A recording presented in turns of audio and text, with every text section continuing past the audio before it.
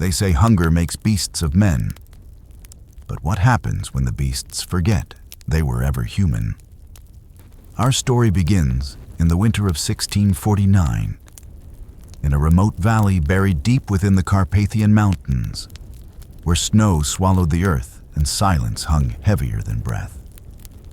There was once a village here, though no one remembers its name.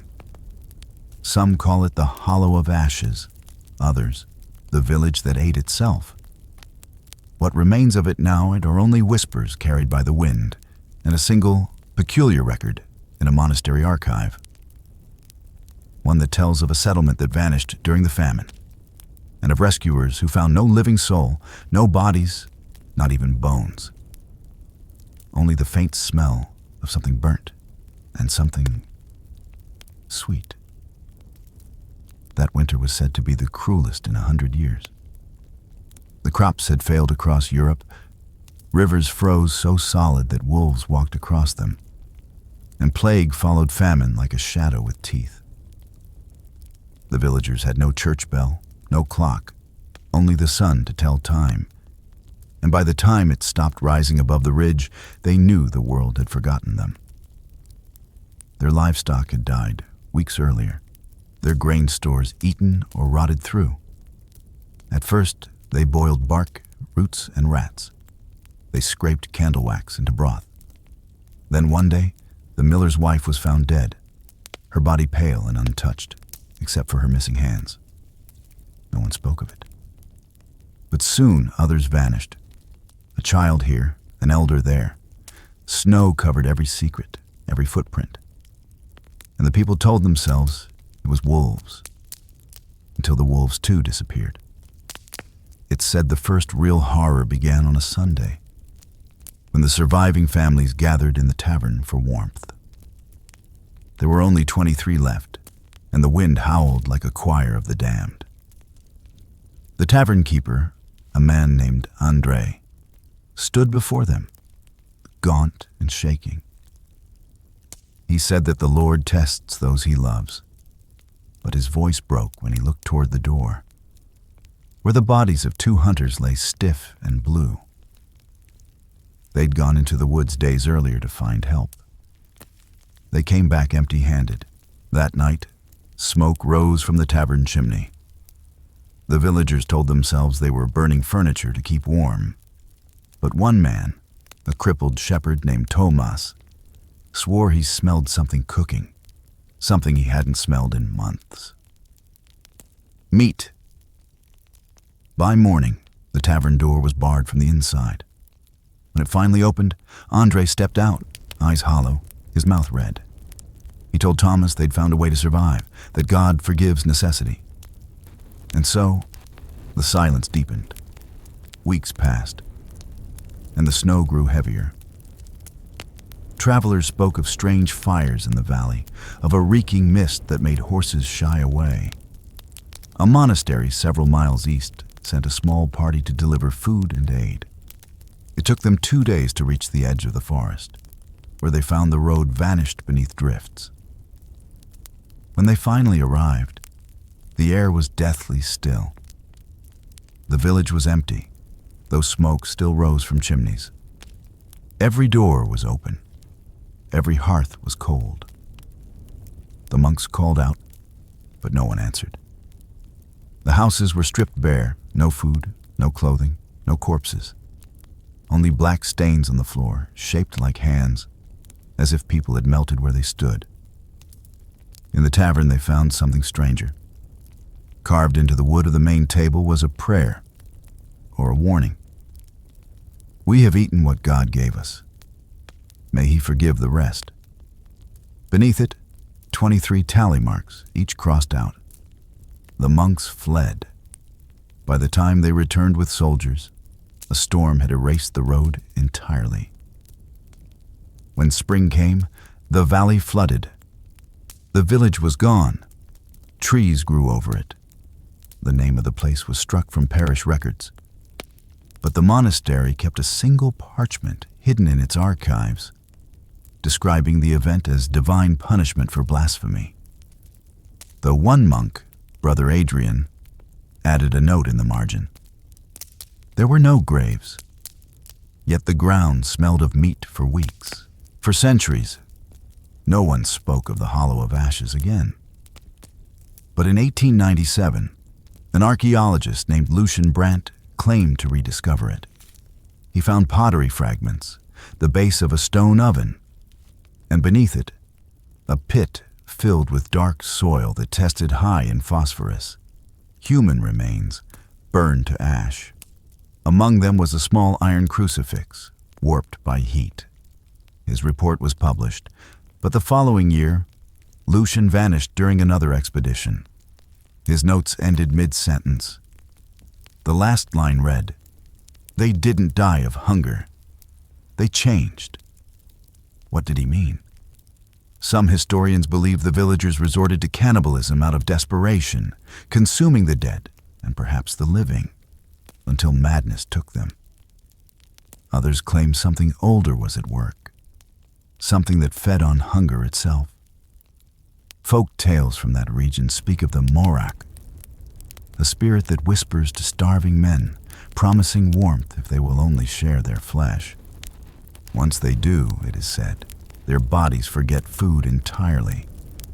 They become shadows of men, empty but never dying, cursed to wander in the shape of their last meal. In 1972, a logging crew working in the Carpathians unearthed a cellar beneath the roots of an oak. Inside were wooden bowls, gnawed clean, and human teeth scattered like seeds. The air was dry and still, yet the crew swore they heard faint breathing from the darkness below. When they fled, one man named Pavel returned home that night and slit his wrists after carving a message into his wall. "We are still hungry." The cellar was sealed, the site abandoned. But here is where history twists again. In 2013, satellite imaging of that region showed faint outlines beneath a forest canopy, rectangular patterns that matched the layout of a 17th century settlement. The coordinates align almost perfectly with the monastery's map. A team from the University of Vienna planned to investigate, but before they could, the area was struck by a wildfire that burned for 8 days.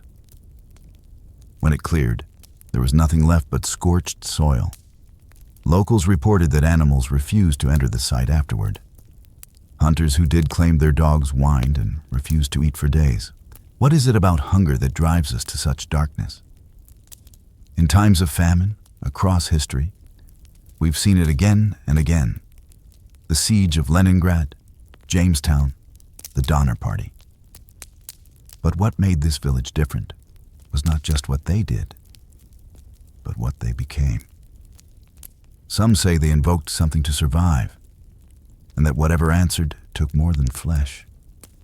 Others believe the famine itself was the curse, that it hollowed them from the inside out. Imagine the final days, the snow never melting, the fires dying low, the faces of friends turning into shadows. Imagine the sound of teeth breaking bone in the dark, the taste of something you can't name anymore. What happens when you cross that line, when hunger becomes your faith? Do you ever come back? A rumor persisted among mountain shepherds for generations. They said that when the wind blows a certain way, you can hear voices calling from beneath the ice. Not screams, just whispers, as if people are still talking around a long, invisible table. And sometimes, in spring, when the thaw runs red from the hills, bones rise with the flood. Small ones, smooth, burned black. Skeptics dismiss all this as folklore, as peasants' tales to explain starvation and guilt. But one account, buried in an Austrian library, tells a different story. It was written by a soldier from the rescue party who claimed that the snow in the valley was warm, that it steamed. He wrote that when they tried to dig, the earth pulsed beneath their shovels, as if something alive still moved below. His report was confiscated. He died in confinement, raving about faces in the soil. Centuries later, in the quiet corners of European folklore, there's a belief that the hollow of ashes was never abandoned, that it simply sank beneath its own hunger. Some say the villagers did not die, but merged into something else. A single starving thing that waits beneath the ground, patient, dreaming of the next winter. And that when the snow falls thick enough to choke the air, the forest above the valley hums like breath under the earth. Perhaps that is why even now, in nearby villages, people still leave offerings on their doorsteps in harsh winters. Not for God, not for luck, but for the hungry ones. A bowl of broth, a crust of bread, anything, so long as they don't have to hear those whispers again. They say that when famine comes, the hollow calls. Travelers lost in the mountains sometimes claim to see lights through the fog, hear laughter, smell roasting meat. They follow the scent and find nothing but trees, yet return home changed, pale and trembling, unable to eat for days. Some never eat again. And maybe that's how the hollow survives, not through fire or famine, but through memory, through the telling, through us. Every time someone speaks of it, the valley remembers the warmth of flesh, the sound of chewing in the dark. Maybe that's why no one writes its true name anymore, because what is forgotten cannot hunger. Still, somewhere in those mountains, buried beneath centuries of roots and frost, something waits. The village that ate itself, the people who fed on their own shadows, their own kin. They consumed every trace of their existence, until not even their bones dared remain. But the question that haunts the record is this. When the rescuers arrived, if there were no bodies, what had been cooking in the tavern's fire when the smoke was still rising? And if hunger truly dies when the body does, then why does the earth beneath that valley still smell of meat?